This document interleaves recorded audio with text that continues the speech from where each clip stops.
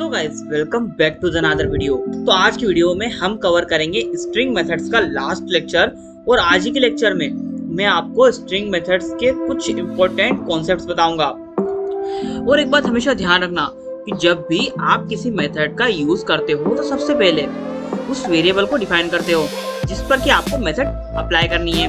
फिर उसके बाद में आप लगाते हो एक फुल स्टॉप का सिंबल, फिर आप लिखते हो उस मेथड का नाम और फिर लगाते हो इस टाइप से ब्रैकेट्स। और हर method different numbers of inputs लेती है।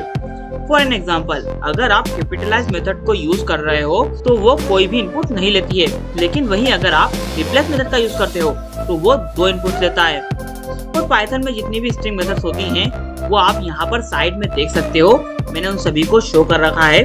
और ये लेक्चर थोड़ा लंबा हो सकता है क्योंकि यहाँ पर मैंने 50 से ज्यादा मेथड्स को कवर किया है। तो सबसे पहले यहाँ पर हमारी कैपिटलाइज मेथड लिखी है। कैपिटलाइज मेथड से ये होता है कि यहाँ पर जो आपकी स्ट्रिंग होती है उसका जो पहला कैरेक्टर होता है वही सिर्फ अपर केस में कन्वर्ट हो जाता है, बाकी सारे के सारे कैरेक्टर स्मॉल लेटर्स में कन्वर्ट हो जाते हैं। अब बात करते हैं अपनी नेक्स्ट मेथड की। तो यहाँ पर दूसरी मेथड है कैश फोल्ड।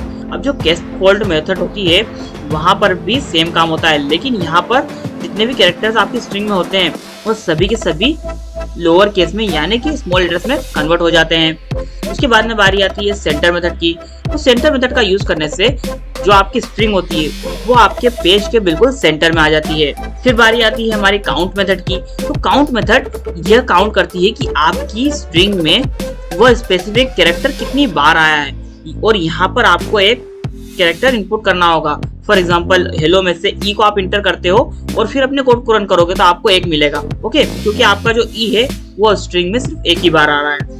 अब आप इसी टाइप से इनकोड मेथड का भी यूज कर सकते हो। ये आपको आपकी जो स्ट्रिंग होती है उसको इनकोड करने के बाद में आपको रिटर्न कर देता है। सो गाइस, अब बात करते हैं अपनी नेक्स्ट मेथड की यानी कि एंड स्विच मेथड की। और ये मेथड हम एक इनपुट लेती है जो कि एक कैरेक्टर या फिर एक स्ट्रिंग होती है और ये चेक करती है कि हमारी जो स्ट्रिंग है वो उस कैरेक्टर से एंड हो रही है या नहीं हो रही है। अगर होती है तो ट्रू रिटर्न करती है, नहीं तो फॉल्स रिटर्न कर देती है ये मेथड। उसके बाद में बारी आती है एक्सपांड टैब्स की। इस मेथड के यूज से अगर हम हमारे स्ट्रिंग में अगर कहीं पर टैब स्केप कैरेक्टर का यूज करते हैं तो उसकी जो लेंथ है उसे हम यहाँ पर डिसाइड कर सकते हैं। उसके बाद में बारी आती है फाइंड मेथड की। तो इस मेथड के यूज से हम अपनी स्ट्रिंग में सर्च कर सकते हैं कि वो स्पेसिफिक वैल्यू कहाँ पर है और ये हमें उस स्पेसिफिक वैल्यू का एक इंडेक्स रिटर्न कर देती है।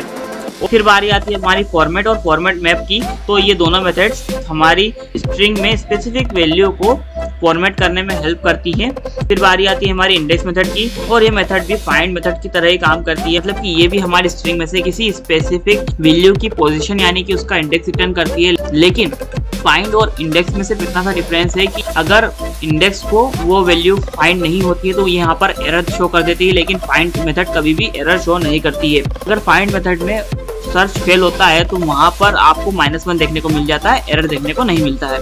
उसके बाद में बारी आती है इस एलनम मेथड की। तो यहाँ पर जो भी आपकी स्ट्रिंग होती है अगर वो अल्फा न्यूमेरिक होगी तो हमें ट्रू देखने को मिलेगा, नहीं तो फॉल्स देखने को मिल जाएगा।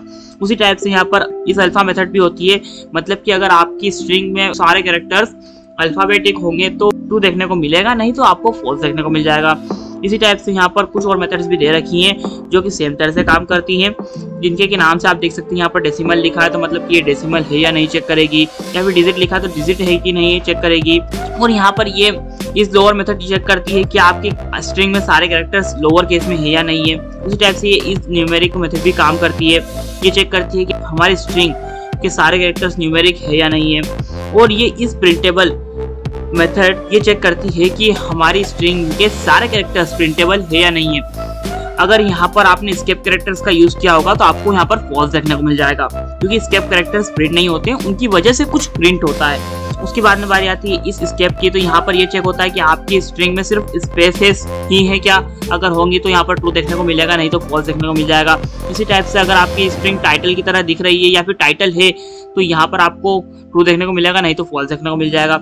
इस टाइप से अगर आप चाहे तो इस अपर मेथड का भी यूज कर सकते हैं। यहाँ पर आपकी जो स्ट्रिंग होती है सारे कैरेक्टर्स अगर अपर केस में होंगे तो ट्रू देखने को मिलेगा, नहीं तो फॉल्स देखने को मिल जाएगा। इसी टाइप से आप ज्वाइन मेथड का भी यूज कर सकते हैं, यह आपकी स्ट्रिंग में कुछ एलिमेंट को एंड में जोड़ देता है। उसी टाइप से अगर आप चाहे तो एल जस्ट मेथड का भी यूज कर सकते हैं, यह आपकी स्ट्रिंग को थोड़ा लेफ्ट जस्टिफाइड बना देता है। उसी टाइप से अगर आप चाहे तो लोअर मेथड का भी यूज कर सकते हैं। ये आपकी स्ट्रिंग के जितने भी कैरेक्टर्स होते हैं उन सभी को स्मॉल लेटर में कन्वर्ट कर देता है। उसी टाइप से अगर आप चाहें तो एल स्ट्रिप मेथड का भी यूज कर सकते हैं। ये आपकी स्ट्रिंग को लेफ्ट से ट्रिम कर देता है, मतलब कि छोटी कर देता है। आपको यहाँ पर बहुत सारी मेथड देखने को मिल रही होगी, लेकिन सभी का डिस्क्रिप्शन में आपको नहीं समझा रहा हूँ क्योंकि इंपॉर्टेंट नहीं है, लेकिन पाइथन में एग्जिस्ट करते हैं, इसलिए मैंने यहाँ पर उन्हें इंक्लूड कर दिया है। उसी के साथ साथ अगर आप चाहें तो यहाँ पर रिप्लेस मेथड का भी यूज कर सकते हैं, मतलब कि किसी स्पेसिफिक स्ट्रिंग को या फिर कैरेक्टर को आप यहाँ पर किसी दूसरे स्ट्रिंग या फिर कैरेक्टर से रिप्लेस कर सकते हो। उसी टाइप से चाहे तो आप यहाँ पर आर फाइंड का भी यूज कर सकते हो। यहाँ पर जो आपका सर्च है वो राइट साइड से स्टार्ट होगा। उसी टाइप से अगर आप चाहे तो आर इंडेक्स का भी यूज कर सकते हो। यहाँ पर जो सर्च है वो भी राइट साइड से ही स्टार्ट होगा। जिस भी मेथड के आगे आप आर लिखा हुआ देख रहे हो तो वो भी उसकी मेथड के तरह ही काम करती है, लेकिन यहाँ पर क्या होता है कि जो मेथड का यूज होना स्टार्ट होता है वो राइट साइड से होता है। मतलब कि अगर आप आर स्ट्रिप का यूज करोगे तो जो आपकी स्ट्रिंग है वो राइट साइड से ट्रिम होगी, और इसी टाइप से अगर आप आर स्प्लिट का यूज करते हो तो आपकी स्ट्रिंग जो है वो राइट साइड से स्प्लिट होना स्टार्ट होगी। उसी के साथ साथ अगर आप यहाँ पर स्प्लिट लाइन मेथड का यूज करते हो तो आपकी स्ट्रिंग में जो भी लाइंस होंगी वो अलग अलग तरह से स्प्लिट हो जाएंगी और यहाँ पर आपको एक लिस्ट रिटर्न होगी। उसी टाइप से अगर आप स्प्लिट मेथड का भी यूज करते हो तो भी वहां पर आपको एक लिस्ट ही रिटर्न होती है। उसी टाइप से अगर आप स्टार्ट विथ मेथड का यूज करते हो तो यहाँ पर आप एक स्ट्रिंग या फिर एक वैल्यू को इंटर करते हो और ये आपको तभी ट्रू रिटर्न करता है अगर आपकी स्ट्रिंग उसी स्पेसिफिक वैल्यू से अगर स्टार्ट हो रही होगी तो। इसी टाइप से अगर आप चाहे तो स्ट्रिप मेथड का भी यूज कर सकते हैं। स्ट्रिप मेथड आपकी जो स्ट्रिंग होती है उसको ट्रिम कर देती है, मतलब कि थोड़ा छोटा कर देती है। इसी टाइप से अगर आप चाहें तो यहाँ पर टाइटल मेथड का भी यूज कर सकते हैं और उसके बाद में आप चाहे तो इस टाइप से इस टाइटल मेथड का यूज करके उसे चेक कर सकते हैं कि आपकी स्ट्रिंग जो है टाइटल में कन्वर्ट हुई है या नहीं हुई है। और अगर आप चाहे तो ट्रांसलेट मेथड का भी यूज कर सकते हैं। ये आपको एक ट्रांसलेटेड स्ट्रिंग रिटर्न कर देती है। उसी के साथ साथ अगर आप चाहे तो अपर मेथड का भी यूज कर सकते हैं। अपर मेथड क्या करती है, आपके सारे कैरेक्टर्स को अपर केस में कन्वर्ट कर देती है। और अगर आप चाहे तो जेड फिल मेथड का भी यूज कर सकते हैं। जब भी आप आपकी स्ट्रिंग में नंबर्स को एंटर करते हो तो ये मेथड उनके आगे जीरोस को ऐड करती जाती है। जितने भी आप नंबर ऐड करोगे उतने नंबर यहाँ पर ऐड होते जाएंगे। और ये सभी मेथड्स को आप डिस्क्रिप्शन में दी गई लिंक पर क्लिक करने के बाद में एक्सेस कर सकते हो और यहाँ पर साइड में आप आपका कोड लिखने के बाद उसे रन करके भी देख सकते हो। तो गाइस मिलते हैं किसी और वीडियो में किसी और टॉपिक के साथ, तब तक के लिए बाय बाय।